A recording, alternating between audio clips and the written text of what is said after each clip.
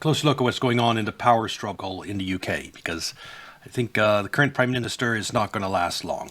All right, Alexander, let's talk about what is happening in the UK with Starmer. Starmer is the UK Prime Minister.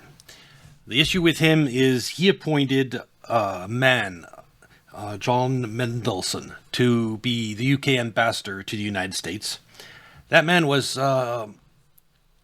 Jeffrey Epstein's best friend. And he leaked him UK state secrets. That means basically spied on the UK government for Epstein. And that did not go down well with the British people. He failed the security check to become ambassador. And the current Prime Minister, Starmer, overrode that, put him in anyway. And then he goes and spies on the British people for Jeffrey Epstein. Starmer is the most unpopular Prime Minister maybe last 100 years in UK. He is hated. And it might be the end of days for him. But get into it. What's going on? I've heard some rumors, by the way. I don't know if you can confirm that he may resign. But by the time this video goes up, he may resign. Yeah. I don't know if you've heard those rumors as well. Yes, I mean, today, which is to say... As last I heard, there were 70 Labour MPs calling for him to resign. All they need is 80 to force a leadership context and kick him out, even if he doesn't resign. So it's very, very near that tipping point. And I'm feeling that if he doesn't resign, they'll probably reach that 80 number within the next few days, this week probably.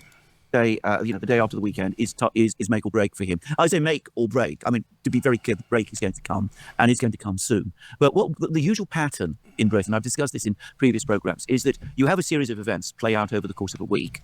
In the case of Britain last week, it was the local elections. Then everybody goes away over the weekend. They all consult with each other. They also consult with people who are in the grassroots of the parties. They talk to the journalists. They talk to everyone else in the political world. And then by the first hours of the next working day, there is either a mood of crisis or a mood of stabilization. And if there is a mood of crisis, then the Prime Minister can find him or herself in extremely serious trouble. Well, we are now in that second situation. There was a whole series of discussions, debates, people talked to each other over the weekend, and the Prime Minister now is in very, very serious trouble. So as of the time of making of this program, what he's trying to do is he's trying to make a great speech, tell us what his values are, tell us what he's going to change, and why he's going to be a better Prime Minister in the speech did not go well. The future. And he's trying to shore up support. Now, when a Prime Minister does that, it is a sign of absolute desperation. It is usually a sign that his position is collapsing. And it may very well be, as you rightly say, that over the course of today, he will be gone. Now, over the weekend, a whole group of his parliamentary party started to rebel. More and more of them publicly called for him to go.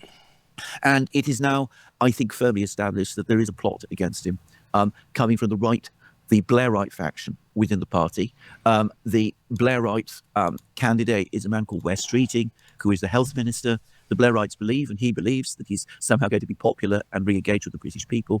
I don't see that myself, but anyway, that's the plan. The idea being, get Wes Streeting made Prime Minister as soon as possible before there is a challenge from the more left-wing candidates, people like Angela Rayner and Andy Burnham. If you remember, I floated the possibility that this was the Blairite agenda about 2 weeks ago, when I pointed out that this whole sudden re-emergence of the Mandelson scandal at that time seemed to point to that possibility, that there was this Blairite plot underway, because the leaking of information about Mandelson seemed to be coming from Blairites. And that's what we're seeing at the moment. I hate him. I have since day one. Always found him to be a snake. No idea why he was voted in.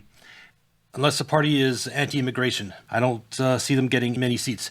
Yes, well, UK voted for Brexit. And the number one reason people voted for Brexit is to be able to control immigration, because when you're part of the EU, you can't control immigration. And then you have a conservative government, which is supposedly would be anti-immigration. They don't stop immigration. People go to there was economic pain to do with Brexit, but people were willing to pay that if you finally got immigration under control. But Britain got the economic pain, but the immigration continued non-stop. And so conservatives got hated. And so in the last election, a lot of them didn't vote, because why vote for a conservative party that's not doing what you want? And so Labour's, it's sort of, they won basically because a lot of Conservatives didn't vote. It was a rebellion. And so this Labour government, it doesn't have a lot of the will of people to begin with. They were a protest vote, is the way they got in. And they've done a terrible job of governing since then, and immigration has just gotten worse. And so that's where we are. And he might finally be gone. I do like, there's Restore Britain. The Reform Party, yes, they're doing well, but I really like that Restore Britain has done well where they ran candidates. And that is a party I support personally, although I'm not British. So as of this moment, the time that we're making this program, the media here is full of rumours, full of reports that Wes Streeting has told Starmer that he's not... They got Labour and Conservatives got trounced in the last election. That's great. It's a simple pro-UK party, Restore. Just people that came here illegally, just get them out. And we just watched an Asmongold video. New Muslim party in the UK. I mean... Trans Indian academic elected as Scotland's first open trans MSP amid visa debate. I am a transgender Tamil immigrant. My pronouns are they, them. A trans Indian... This guy right here isn't even a British citizen. I don't think he's even in the country legally. So basically you have an illegal alien in the Scottish Parliament now. Migrant who arrived in the UK a few years ago and is not a citizen or permanent resident was elected to the Scottish Parliament. Aren't you happy to have this guy representing you? You're from Scotland, right? To some in this country, everything that the hateful despise, and I'm standing here as your MSP now with care. They say politics is the arch of the possible. This is what diversity looks like in power. This is what diversity looks like in power. God. That is a great argument against it. Not legally able to work in the UK, but now gets $77K a year for being elected. I guess. Yeah, just don't need to work. Just, I don't know, get yourself onto the Scottish Parliament as a token minority.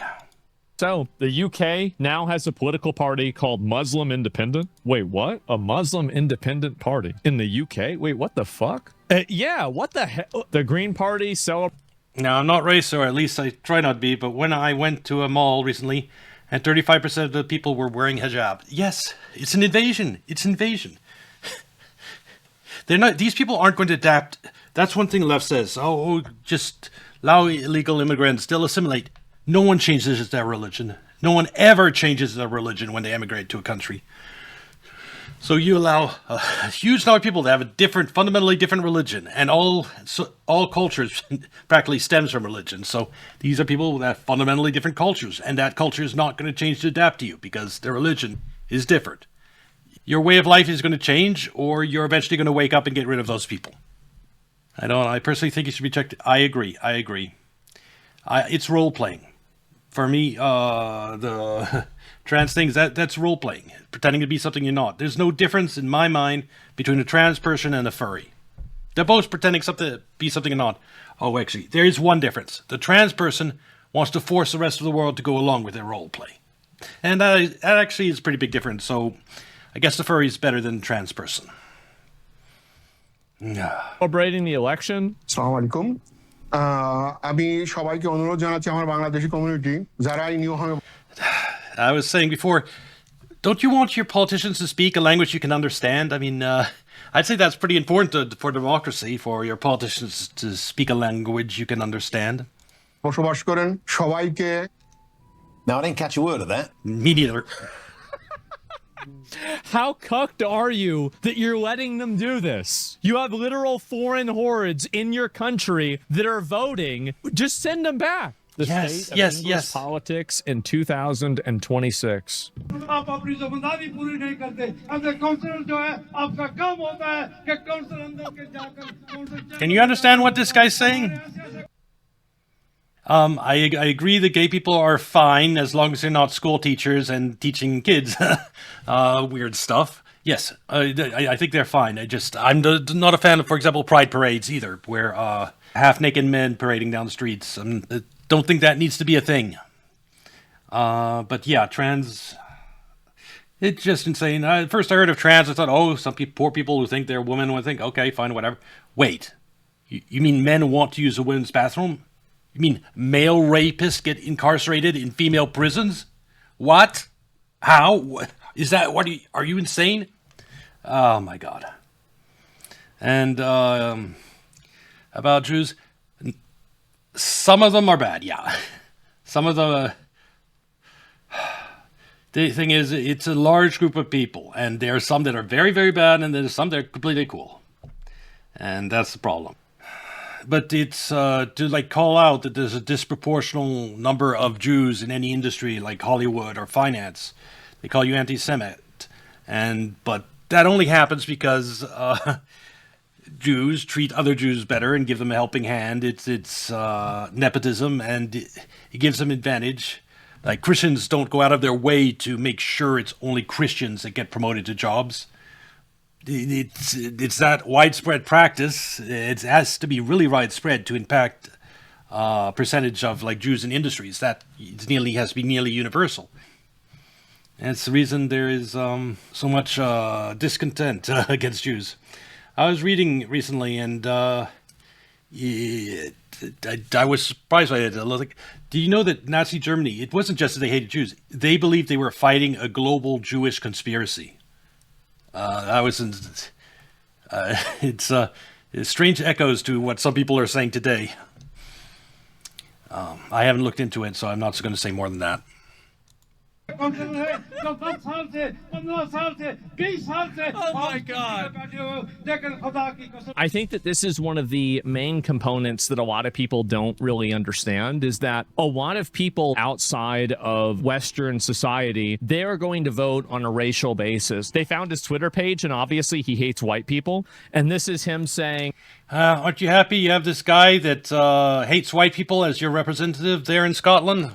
goddamn white people. What a surprise. I'd be so infuriated. What happened to the diversity thing? They only say diversity so they can trick stupid white women into voting for them, and then they'll do whatever they want for themselves. Another racist person that hates white people has now once again been elected to office by one of these far left parties. If you are a white person and you're voting for these parties, you are disenfranchising and you are disadvantaging everybody in your family, your kids, removing retroactively or proactively your history. But even Reddit's crashing out after they elected a non-citizen to the UK. Oh, Reddit's getting mad about this? Oh, here we go. No, they're not like them. Thing is, there's one other parallel that comes to mind that makes me a tiny bit worried. Germany, right before Nazis came to power, experienced hyperinflation, a collapse of their currency. And so you had collapse of their currency combined with them believing they're fighting global Jewish conspiracy. We're going to be heading for currency collapse in the United States, the dollar, at some point within the next 10 years for sure. I'd go into the longest explanation for that. But we experience hyperinflation, and there is... What if it turns out there really is? I don't think it's complete, but I do think there is an element of that, because the Israeli does play a role in the U.S. deep state. So they were part of U.S. dollar hegemony. So what it turns out, to some extent, there is a global Jewish conspiracy, and we have a collapse of dollar at the same time. Will really, really be similar situation to Weimar Germany. And I have to look at if they blame the Jews for the collapse of their currency. I haven't heard that anywhere, but now I'm wondering, and maybe that's why. Oof. What if the dollar collapses and there's credible evidence that it's the fault of a group of Jews? That would be bad. Queer Tamale immigrant elected as Scottish Green, and I'm an immigrant. Even I think it's insane that someone can become an MSP without being a British citizen. The sooner that because this will stop. There is an end to this. My opinion is that you should just deport these people and get rid of it and say, okay, guys, let's stop being crazy and move past it. There are two outcomes for this event. Number one is that it's a page in the history book. Number two is that it's a chapter. That's what's going to happen. Everybody should know this. And for some reason, they don't want to listen. Okay, so let's speed through and get a little update on what's going on with Stalmer. Now, personally, I'd like to imagine if the Jewish religion was never made in the world, would be a lot more sunflowers and rainbows. It's their practice to stay apart from the societies. Like, they don't intermarry with the local population of the countries they're in the way other faiths do. And let me see. So this was the thread I found the other day. But the responses to this are very telling. Have you considered the possibility of a Jewish IQ gap that isn't based on nepotism, but rather genetics? This is to explain why there's more Jews in top of Hollywood or the financial world. And this is incredibly problematic. Because, let me put it to you this way. If you get white supremacy with regard to blacks, its root belief is that white people are smarter than black people, have a higher IQ. That is white supremacy. Now, this person honestly believes that there's a Jewish IQ gap. And if the Jews have as a group have a higher IQ than everyone else, that is Jewish supremacy. That is an actual belief that Jewish are better than other people.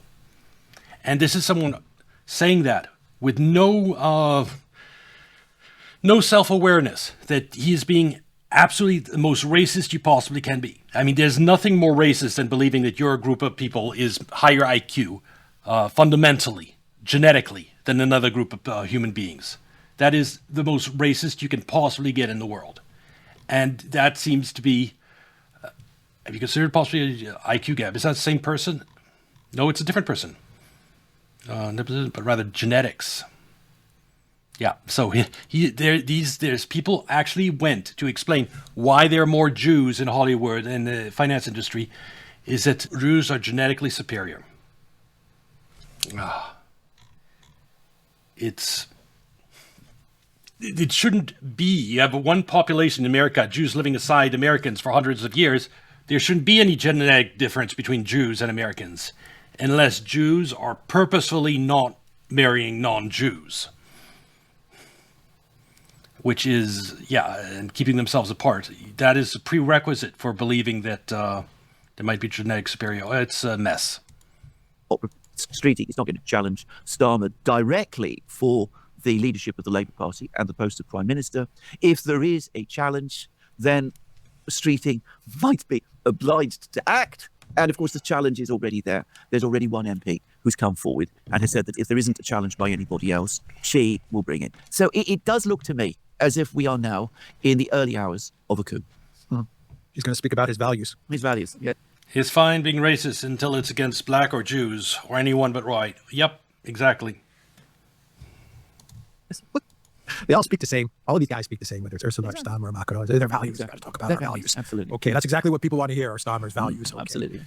Anyway, what is the process here? Is there a vote that takes place? Like if Starmer says, okay, I'm stepping down, Klaus is going to give me a position somewhere else. Is there a vote? Does he just pass it off to someone? How does the process work? Right. What the Blairite intention is this. Starmer announces that he's going to step down. In theory, there should be an election of the Labour membership to pick the new leader. But the Blairites are going to say this is a moment of deep crisis, which it is, by the way. We've got problems in the financial markets. Yields on British bonds are rising to crisis levels. We cannot afford an election of that kind. Yeah.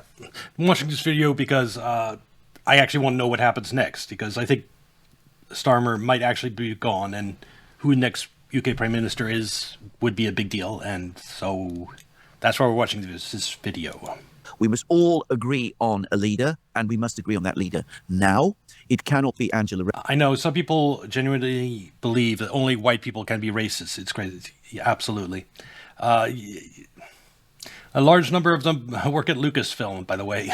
I remember years ago when, right after The Last Jedi, there was a blog called Disney, Star Wars, and Dumb, and it would post all the insane tweets of people working at Lucasfilm, Star Wars, Lucasfilm.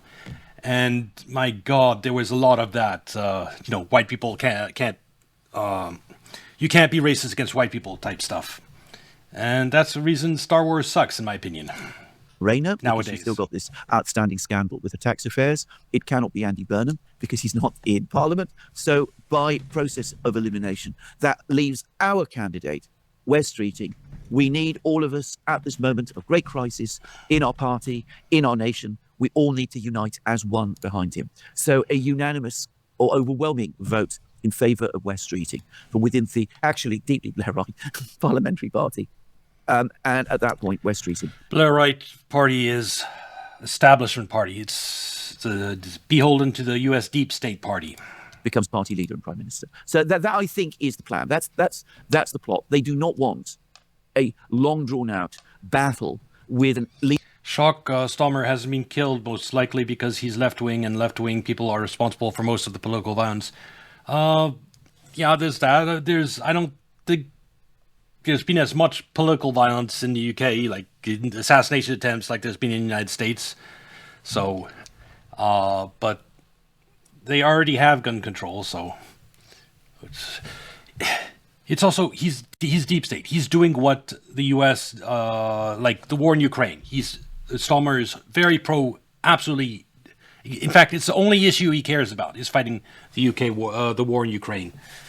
He doesn't care about any UK problems. It's all about what he can do to help Ukraine defeat Russia.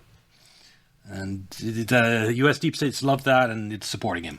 Leadership election, which might produce a marginally more left-wing, but nonetheless still, to be clear, globalist candidate. I mean, within the Labour globalist, that's what I mean. The globalist is basically U.S. puppet, someone who does what the U.S. deep state wants. Party, and I think this is a key thing to understand. What you have are globalists of one kind who are slightly more to the left, and they talk a slightly more left-wing language, but who are still globalists, and globalists on the right who are obviously globalists, but talk a slightly more right-wing language. But that is the entire spectrum. That's the problem. That's the problem with Brexit, is that Brexit was basically proposed. They didn't really think it would pass, and they saw, oh my God, the polls, it might pass, and they tried to stop it, and ultimately they couldn't. And you had globalist, right-wing globalists then in the Conservative Party managing Brexit. And they did nothing to stop immigration, which was the primary reason for Brexit. And so Conservative Party voters rebelled, didn't vote. So Labour, of course, came in, and they are a disaster too. And now it looks like there's reform, except Farage, the head of reform, the problem with him, he recently made a statement that it's not possible to deport everyone that's migrated in. Do you support deporting all of those people? It's impossible to do. Literally impossible to do. For us, at the moment, it's a political impossibility. But is it your ambition? No. So it's pointless even going there. So it's a rhetorical... It's a political impossibility. We simply can't do it. We're talking about hundreds of thousands of illegal immigrants are in Britain at the moment. Do you support... Yeah. So Farage is cucked. He's going to be just like the Conservative. He's not going to do mass deportations. Restore is the only hope.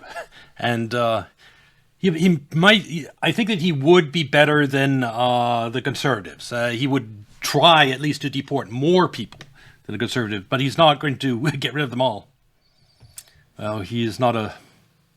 Yeah, this has disappointed me. I mean, he was supporting Brexit. He was supported deportations, but actually admitting that he won't deport them all? No, he's a disaster. Spectrum of opinion within the Labour Party. If it's Streeting or Rayner or Burnham, in fundamentals, it isn't going to make a huge difference. And I think that's the thing to say. I mean, we're looking at a plot, but it's a plot carried out between factions in terms of their own differences with each other. Well, we know when factions fight each other. The reason it's so fucked up and democracy is working so badly in the EU and United States and UK is the media. The media, its role is to be able for democracy, you need to have candidates to vote for. And if you have a media, the instant you have a problematic non-establishment views, like candidate that, like Ron Paul, they tried to destroy him. And Trump, they tried to destroy him. They just failed in Trump's case because he was very particular, because he really knew how to work the media. And he was a unique candidate. But normally, most candidates, they just destroyed any candidate and drove them out before even the primaries. and actually use scandals. And if they even got a word of someone like Ron Paul running, they'd already preemptively publish scandals about them and try to discredit them before to make sure they didn't even try to run. So if you manipulate what candidates are on the ballots, you can control the outcomes of democracy to a large extent. And that's what's going on in a lot of the world. It's just any party that tries to go against conservatives and Labour in the UK, for example, the whole media would A, not give them any coverage, B, to the extent they did give them coverage, it would be negative and how voting for these parties was throwing your vote away type coverage. And in that way, huge pressure against any party like Reform coming in and actually having success.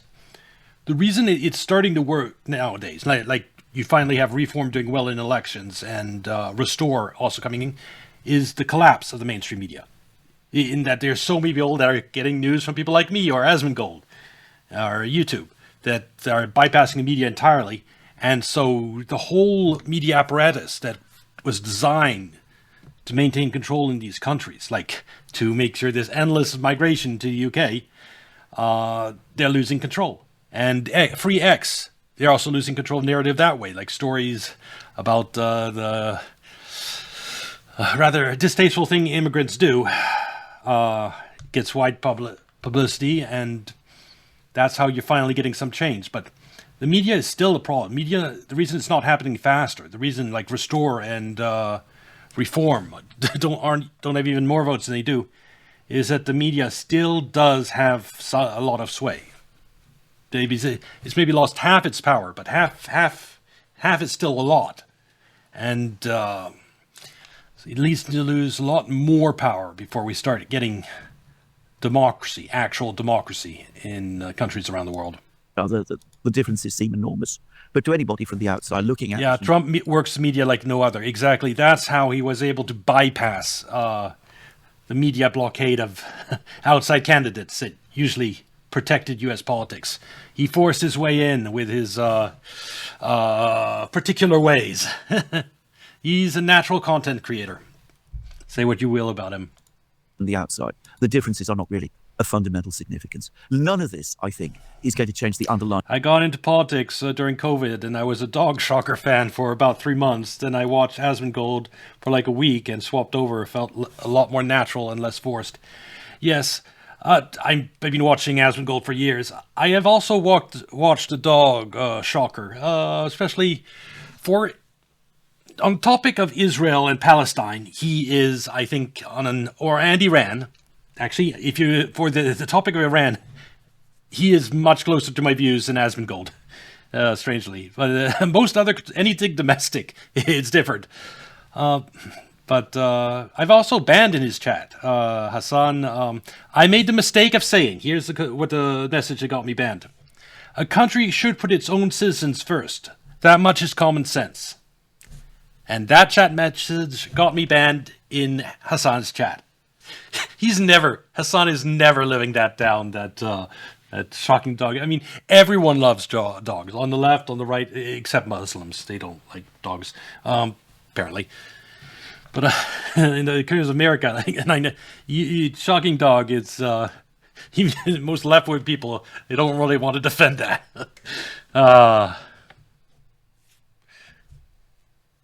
He's right about 3% of things. Yeah. And he's right about things like, on some topics like Iran. But the problem is he has some dishonest approaches to dealing with other content creators. Like, he's accused Asmongold, Nuxtaku, Tectone, a whole bunch of others of being pedophiles. Anyone who criticizes him, big content creator, he calls them a pedophile. Now, I don't believe all those people are pedophiles. I think he just... so he smears the people unfairly, the people that criticize him.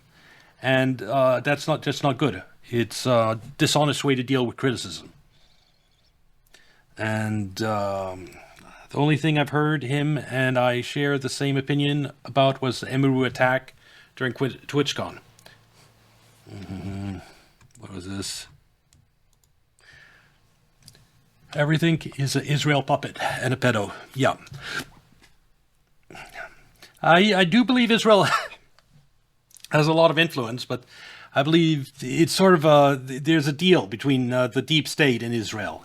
Israel is also acting in the interest of U.S. hegemony, the behind-the-scenes, keeping the dollar afloat, keeping the world dollarized. Like when they destabilize Syria, that place now uses the U.S. dollar. That means which helps reduce the inflation in the United States. But still, it's not like the Jews rule the world. There is one group that has a lot of influence, but not rule the world. Truth is, there are false dichotomies and people who subscribe to them due to lack of knowledge info. Yep. See if yep. It's thing is, Hassan is he's a good content creator in that he's entertaining to watch. That's one reason he's done so well so far, and he is intelligent in how he talks from what goes over in Iran. He's actually informed. He knows. I haven't watched it recently, but he seemed to know most of what I knew in terms of what actually happened, what had been attacked, what the consequences is, what he knew about the fertilizer, the fact that there's going to be famine next year. He knew about that, and he knew about the helium, missing helium from the Gulf. So he is actually informed. He informs himself on international relations. So on the topic of international relations, that aspect, he's pretty good. It's just, I think it's a tragedy that I think he's trapped himself in this echo chamber of left-wing ideas in terms of being trans and LGBT and right-are Nazis type deal. And I don't think he could become sensible if he wanted to, because his audience is rabid and they'd attack him if he tried to change. Dynamic of politics in the country. Right. Globalists to the left, globalists to the right. To the right. Yeah. What would Wes Streeting do differently than Stammer? Let's say it is Wes Streeting. Or Reiner. What would they do differently than Stammer? I mean, what's Stammer? Is he a globalist on the left or the right? Or is he a globalist that's in the center, in the middle? I mean, would they stop Brexit? Would they stop Project Ukraine? No. They'd wrap it up. Is this a big opportunity for Blair? Does Blair smell a lot of dough coming his way if he can get his guy in, if he can get Streeting his guy in as Prime Minister? That's the whole plan. I mean, the fundamental point is getting Streeting in as Prime Minister, because Streeting is particularly close to Blair and to the Blairites. I mean, I don't know to what extent he actually personally knows. Yay, Blair is getting might get his guy into the UK as Prime Minister and get more Blairism. That was so great. Blair. But Streeting is without any question Blair's preferred person to become the next Prime Minister. I mean, if Streeting becomes Prime Minister, then it is a full Blairite restoration. And I mean, we are back to a situation where Tony Blair is the effective controller of the Labour Party. Now, the point about Starmer is that this is a man who has no very great political views. I mean, he talks about his vision, but he doesn't have much vision. He's focused on Project Ukraine, which is perhaps the one thing that he cares about, because he doesn't really care about anything else very much. He poses as a centrist. I am not really sure what in Labour politics a centrist globalist actually is.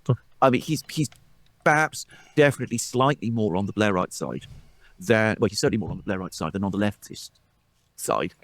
But ultimately, and I think this is a thing that perhaps one might just mention, he was never the Blairites' ultimate choice. The reason they backed him in 2020 when Corbyn stood down is because an out-and-out Blairite like Streeting couldn't win then.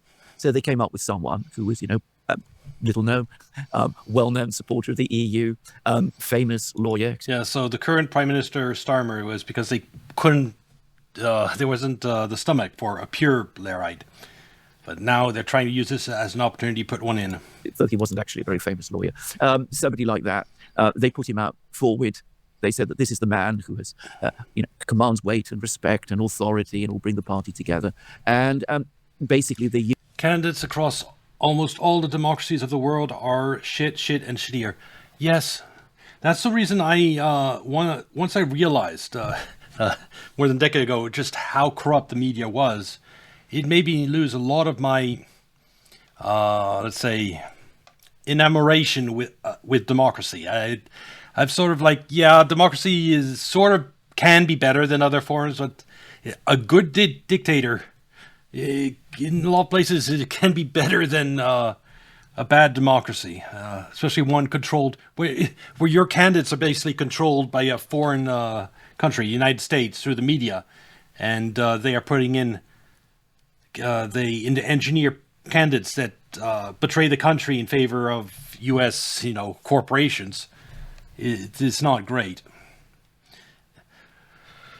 I want to say that democracy is improving as a viable form of governance with the advent of social media and, smartphones and free X bypassing the media.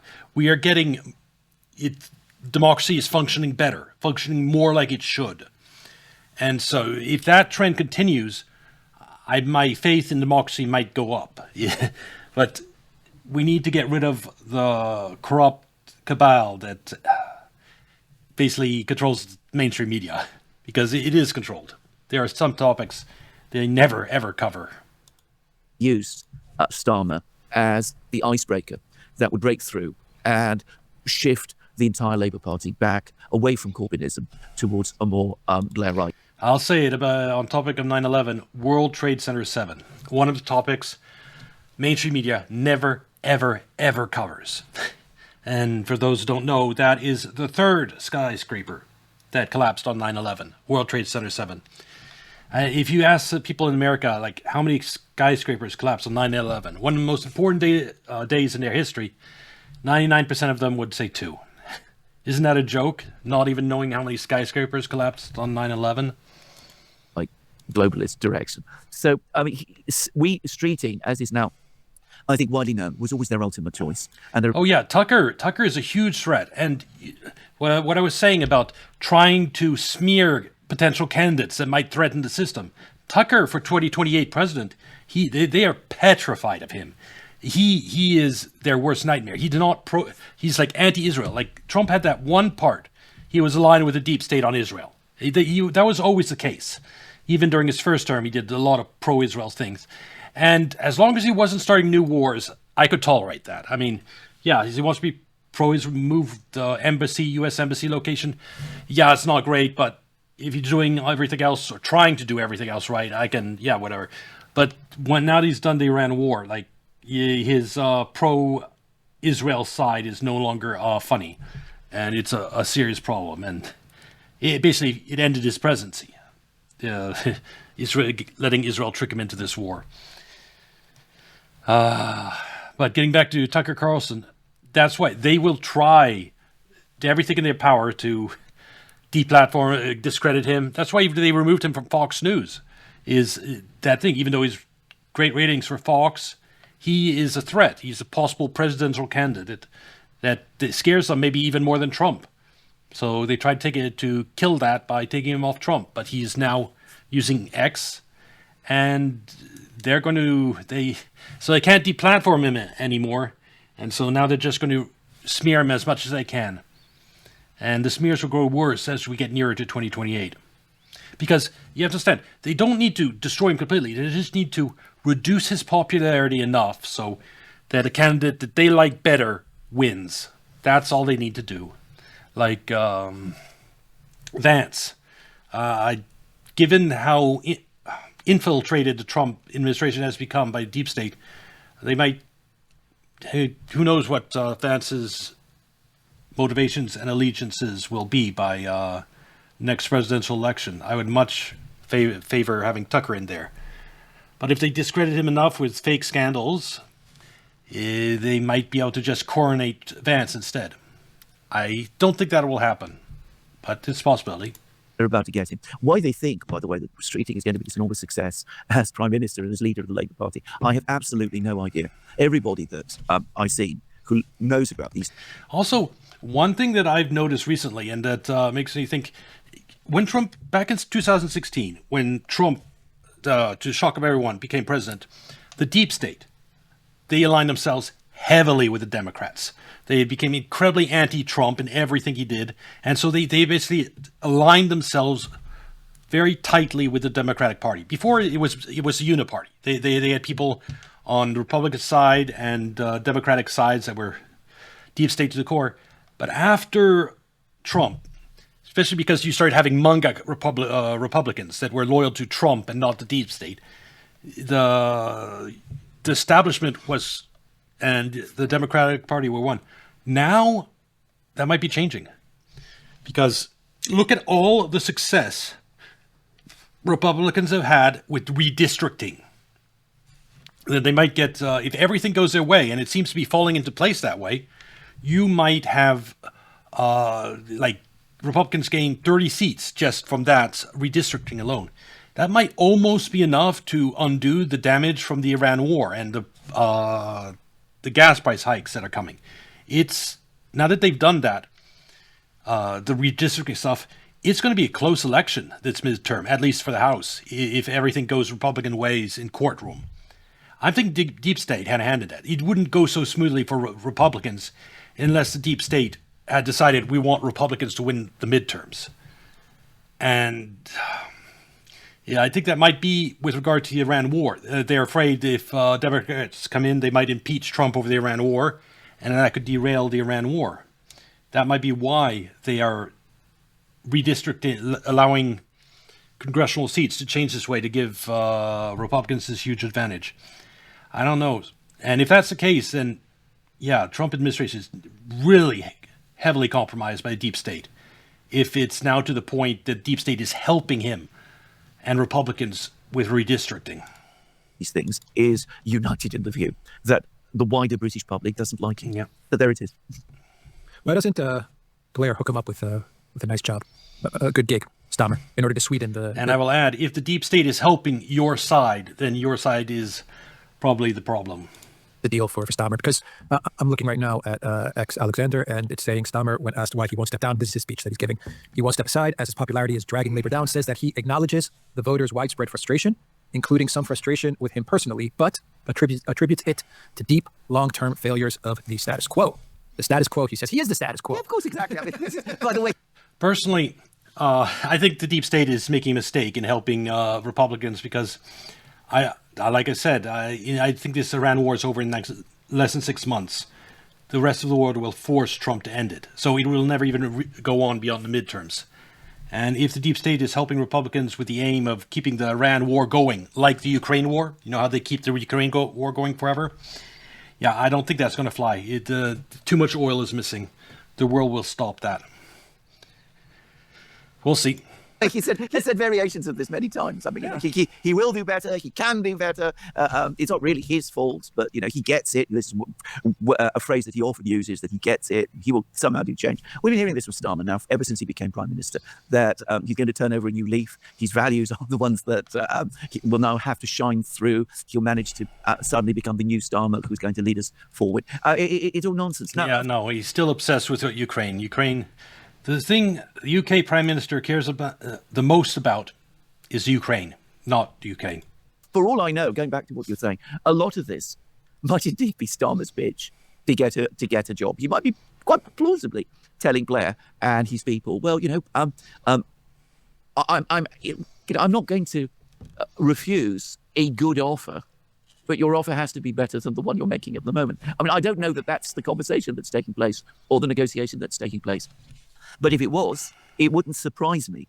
But, putting that possibility aside, which is a real one, vanity is an important plays an important role in politics. Starmer tells himself he won the landslide. He's the great leader of the Labour Party. He brought Labour back. Have you seen Marco Rubio's popularity climb? He did no campaigning, and some stats are saying he has 30% chance to be next president, a.k.a. more than Vance. You know what? I haven't seen those polls, but I saw Asmongold react to one of Rubio's speeches, and he was like, this is the guy I'll vote for. And in other words, Asmongold was really happy with Rubio. And I see that he's presenting, he speaks really well, for one. But here's the thing. I think anyone in the administration, everyone, I should say, is going to be hurt by the Iran war. It's going to taint the fallout, the economic fallout is going to be so great that, next president is not coming from the Trump administration. I think Rubio himself, that speech, as we go, was so happy about, it was full of lies about Iran and pretending like we're winning the war in Iran. And the fact is, in reality, is Iran is winning, and we're fucked. And you can only lie to people like Asmongold for so long. When gas starts hitting $6-7 a gallon, there's going to be Marco Rubio's popularity will go down. So that's why I'm keeping an eye on Tucker, because I personally think he has a better chance than Vance or Rubio, just because he was against this war from the start, and that gives him a whole lot of credibility. Act of power. Why should he go? He's got all this tremendous plan, but whatever that is, to implement, and he doesn't want to be pushed out of his party and appear the loser. So I don't talk much about COVID, but do you do much digging into that angle of everything? Well, thing is, I know. Okay, here's what I know. I know that Dr. Fauci commissioned grants from the United States, funded gain of research at that virology lab in China. So this was created by U.S. grant money, the COVID virus. I know that COVID virus escaped from that lab. It's the wet market stuff is nonsense. I know that Dr. Fauci, Dr. Fauci, Anthony Fauci, HIV. Dr. Anthony Fauci was a key leader in the U.S. response to the HIV/AIDS crisis from the onset in 1981. And he's the one who heavily promoted that ultra-deadly medication that was given to people who tested positive to HIV. That medication that even if you were healthy and then never tested positive to HIV, you take that medication, you die of AIDS within like a few years. And with regard to HIV, it was in 1981, exactly when the CIA had started pumping the United States full of heroin and cocaine. It was Iran-Contra. And when you start pumping thousands of tons of drugs into a country, people start dying in large numbers.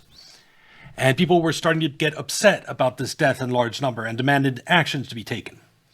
And initially, those deaths were attributed to the drugs. Like that if you do an excessive amount of heroin over a long enough period, it will destroy your immune system. And that was a problem. It would have been, if people knew that heroin could kill you and was lethal, less people would use heroin. There'd be more effort. There'd be activists against it, outreach to help people stop using heroin. It would threaten the CIA's plan with regard to dollarizing the world. Like drugs go into the United States, physical dollars are smuggled out and start functioning as currency in places like Nicaragua. Well, anyway, the point I'm getting is they blamed all those excess deaths caused when all these drugs were smuggled into the United States on HIV and AIDS. That it wasn't the heroin causing immune systems to collapse, it was HIV. And so they had this test, and you could test positive to AIDS, to HIV. And if you tested positive to HIV, they gave you a drug that was lethal, and you died. And so HIV became deadly because you got prescribed. And Anthony Fauci was the key behind this. The point is, if the dollar collapses, if the media hegemony, the media lies that have been spread by the U.S. collapse, and people learn the truth that Anthony basically helped kill tens of thousands of Americans by prescribing lethal drug to people tested positive to HIV, yeah, he's probably going to jail for a long time if he's lucky. And so he has a very strong incentive to protect the status quo and to make sure Trump is defeated in the 2020 elections. And the reason what determined the outcome of 2020 elections? That was mail-in voting. Mail-in voting happened because of COVID. COVID, with Anthony developed with grants, escaped from the lab right in time to cause mail-in voting and determine the 2020 election. And the Trump, this candidate that threatened Dr. Fauci, landing Dr. Fauci in jail eventually if he exposed the deep state secret, was defeated in 2020 elections. So that is, as to actual proof that Dr. Fauci was intentionally released. I don't have that. I wasn't, at the time I was still writing fantasy book. That's something I've done. But it's this type of stuff, like how this virus escaped from land. It's not the type of evidence I could really get, or even if I got it, be sure it was true. I could just look at the big picture and say that to me, it's pretty clear what happened. And I don't think Dr. Fauci, this guy who's not a good person, developed this virus that escaped right at the perfect time for the deep state. Yeah, I don't think it's a coincidence. Okay, let's see. There's a lot of... what's it? I don't want to contemplate what will come out of in the next decade. They would need to take land, have boots on the ground. Yes, for Iran, yes, but I don't think they can do that. This war was too unpopular to start with, and there's no way. And Trump is railed for decades against forever wars, and he would resist. I'm not saying it's guaranteed it won't happen, but he would resist kicking and screaming, being a boots on the ground quagmire in Iran. But just think of it. Vietnam War was unpopular just because of the number of deaths of Americans.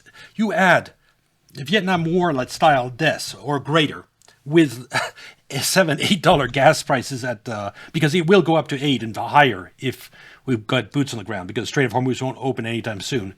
Yeah, there's no way that type of war lasts long. There just isn't a political appetite for it in America. There would be open rebellion. No. Trump's approval would drop to single digits. He would be impeached by even Republicans. So it can't happen.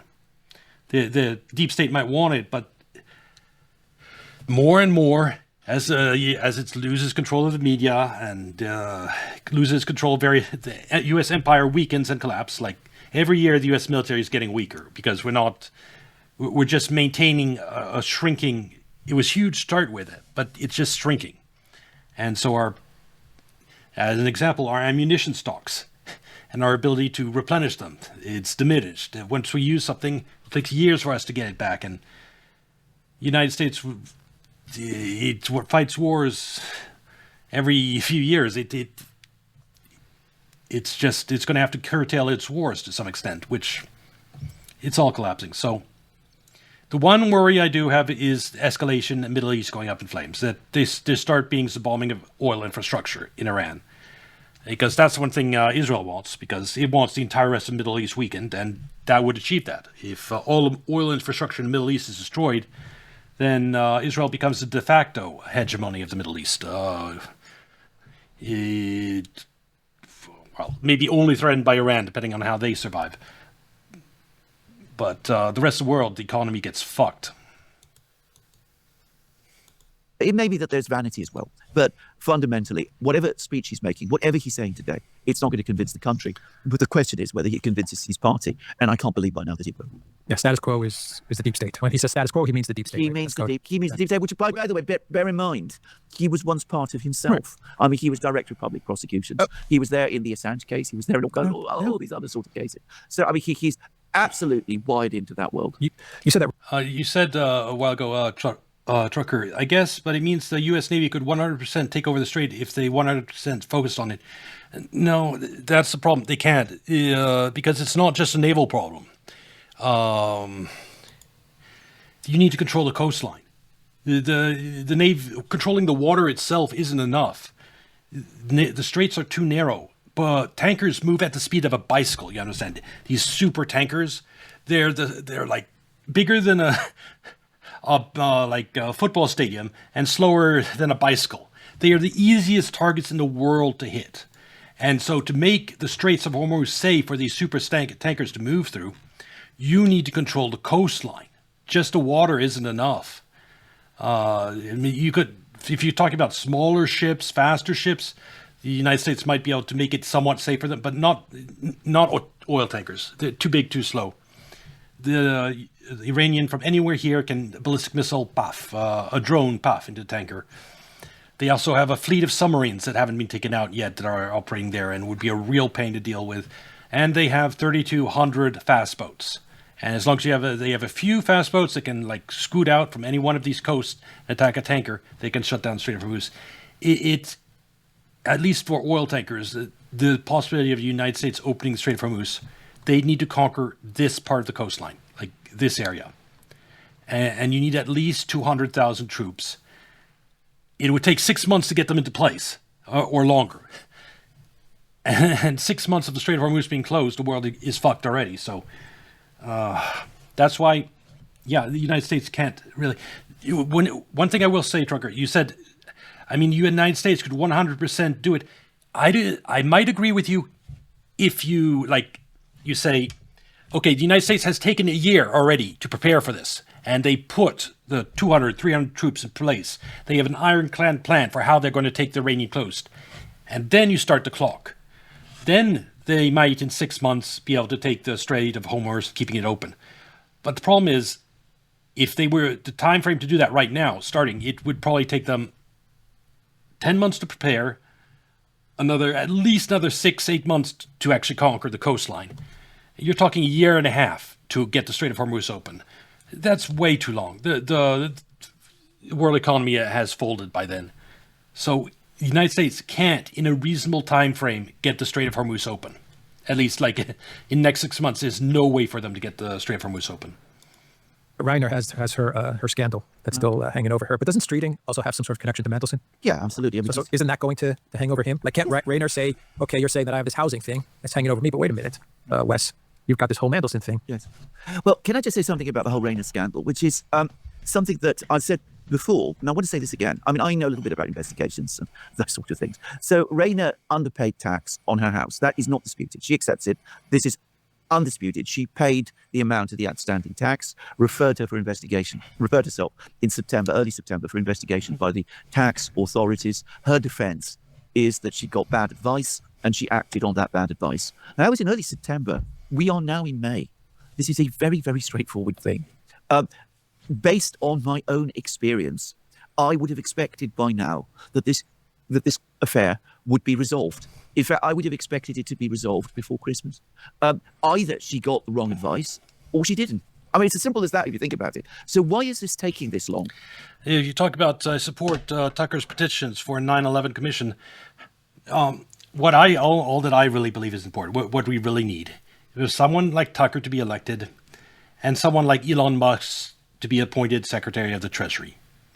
All the secrets. Why bother setting up a 9/11 commission when you can just go in and audit the Exchange Stabilization Fund, the agency that runs the U.S. black budget? That'd be a lot more efficient, don't you think? Just to go into the place that has all the answers and all the secrets and find out the truth directly than to set up some commission and investigate things from the outside? No. So the biggest thing, if you wanted this to all collapse and to get the truth or whatever, you need someone honest and intelligent appointed to Secretary of the Treasury by a president that is also honest. That is how you solve this, because all the dirt, all the bad stuff is buried there at the U.S. Treasury in the Exchange Stabilization Fund. That's the heart of the deep state. Attack the heart directly. That's the solution. Now, I just want to say this. If you think that when famous political figures, top-ranked politicians, if you think that things like this can't be sorted out quickly. Elon Musk isn't one of them. Free X. This has hurt the deep state or the establishment more than anything so far, in hundreds of different ways. Tucker Carlson, for example, the only reason he has a platform right now is he's streaming on X. They would have successfully deplatformed him if it wasn't for Elon Musk. So, Elon Musk is 100% on the deep state's naughty list. If the desire within the bureaucracy is there, if you think that never happens, well, I have a bridge to sell. Judge whether someone is a deep state by their actions and their words. Both matter. Anyone who mentions World Trade Center 7, forget that guy on the Young Turks recently. He's one of the good ones. Deep state person would never, ever mention that. And allowing, he retweeted Elon Musk's story about the UK grooming gangs. He's retweeted so many things and brought awareness so many of the taboo, blacklisted news items that mainstream doesn't cover. Yeah, it's and I've never seen someone like that then go over to the deep state. Someone who has, for a number of years, the closest one I can think of is actually Trump because of the Iran war, but I don't know if he's gone over the deep state or if he's just, I think he was more likely he was just tricked into the war. And he's got some not great people advising him around him. Tell you, I know that it does. If somebody had wanted to get the situation with Rayner sorted out fast, it would have been over by November, not May. Conversely, if you think that these things can't be drawn out and protracted way beyond. In other words, the best candidate to replace Stormer, this woman, she underpaid her taxes when she sold a house. And she did that because she got bad advice from her financial advisor. And then she admitted that she paid the taxes she was missing. And I'm sorry, but that isn't a big deal. It's especially if it was she just did whatever her accountant said. It's a nothing burger. But she's been under investigation for months and months and months, and that's to take her out of the running for the next prime minister. It's political sabotage. And yeah, that's politics for you. The need. And that, all of this long investigation is inevitable and par for the course in a matter of this kind. Well, again, I have a bridge to sell you. I mean, the fact is, things like that can be spun out for a very long time in order to embarrass a politician or a public figure and to make their position more difficult. Now, I don't know exactly what is going on, but the fact that this business with Rayner is taking as long as it is certainly one reason why I do suspect that there is a Blairite plot underway, and that the way the Mandelson affair was used has been used in order to get this business of getting Streeting over the line as quickly as possible before Rayner is freed. So that is what I would say about that. I don't think Rayner is a convincing candidate. I don't think Streeting is a convincing candidate. I don't think either of any of these people who've been talked about are in any kind of position to change the situation or have any vision or ideas for the future of Britain. Agreed. But there it is. Yeah, but that's not the purpose. Oh, and absolutely. And as for Wes Streeting's connections with Mandelson, they absolutely do exist. He's written articles. Yeah, they'd use so an outsider tries to run, they use everything and everything against you. Agreed. Of course, denying it, which of course prove to many people that they are there. And it will be a shadow over him. But, there'll be a concerted attempt in the media afterwards, once he's been made Prime Minister, to try and... Sir, they found the Xbox Live child history. Yeah. He can at least say that he was not involved directly in all the intrigues. That's another reason they want digital currency. If you have digital currency, the government can know everything you do in terms of money. Anything you buy, what website, what people you donate to, what content creator you subscribe to, everything. And that means that if someone they don't want to run tries to run, just bring up that person's profile and what they've spent the digital currency on, and look, we can use this, and this is good. And it's why did they send money to this abortion clinic 5 years ago? Huh? What's that? No. That type of nonsense. It's led to Mandelson becoming ambassador to Washington, and that if he had been Prime Minister, it would have been handled in a different way. I'm not convinced about that, but that's probably what he will do. No, just to close out the video, the purpose to all of this is not to make a change. No, the purpose to all of this is to 1776. Yep. Try and get to 2029 as Labour. Exactly. Right. Exactly. To continue reversing Brexit. Exactly. To continue funneling money to Project Ukraine. To continue continue undermining the will of the British people.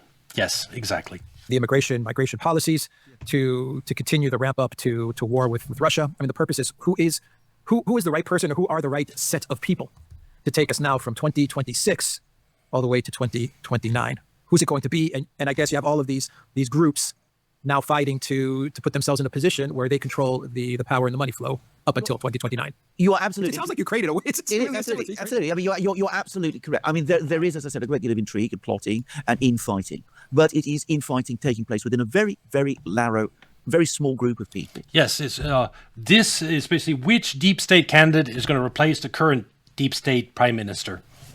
That is the current machinations. in the UK, and it's not something to be very optimistic about. One thing is, we won't primaries. It'll be hard to be worse than Starmer. So it's still incredibly bad, just maybe less bad than Starmer. Who are not fighting each other because they fundamentally disagree about the essentials. They are all going to follow the set of policies that you just outlined. They're all going to do. They're all globalists. They're all pro-Ukraine war. They all want conflict with Russia. They are not going to change the direction of social policy or immigration policy or any of these things. Some of them, Angela Rayner, would probably loosen migration policy, which... Oh, then I'm glad that she's under investigation for the taxing. I take everything back I said to her. She's really, she did that, she underpaid those taxes intentionally. She's a terrible candidate. Don't get her in. Loose migration policy, by the way, just to say, was very, very much the feature of Tony Blair's time. I mean... So we got a gist of it. It's going to be more of the same in UK, but they might have a new prime minister. But just to give you an idea of why this is a little bit dangerous, this... Oh no, this is not what I wanted. Okay.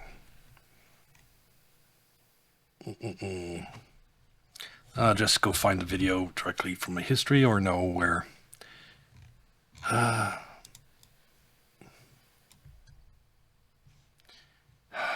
Well, I'll just explain it. I recently watched a video